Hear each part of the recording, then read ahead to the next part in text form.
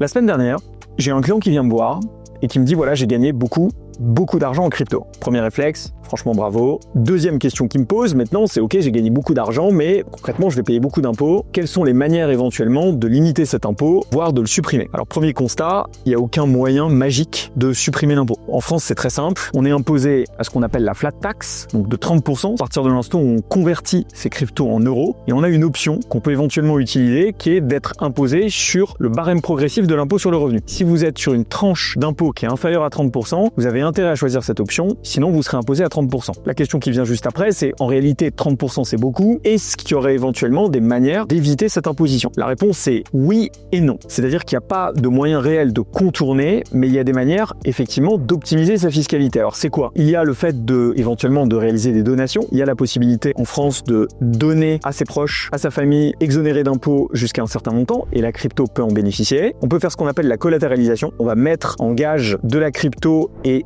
on peut obtenir un prêt en euros en contrepartie de cette crypto sous des conditions qui sont quand même très spécifiques. Et puis il y a quelque chose qui revient extrêmement régulièrement, c'est j'ai envie de m'expatrier. Alors j'ai envie de vous dire ok, c'est une piste, parce qu'il y a clairement des pays dans lesquels l'imposition est plus intéressante qu'en France. Attention toutefois, et un gros warning là-dessus, il suffit pas d'aller vivre plus de 6 mois par an dans un pays pour être imposé dans le pays en question. Il faut réellement avoir des critères de rattachement très forts avec ce pays-là. Ça veut dire concrètement avoir sa famille là-bas, pas avoir d'attache financière ou familiale en France qui justifierait que l'administration fiscale vous rattache à la France. Moralité, il n'y a pas de recette magique pour supprimer l'impôt, mais par contre, il y a des manières de l'optimiser. Reste à savoir quelle solution vous convient le mieux.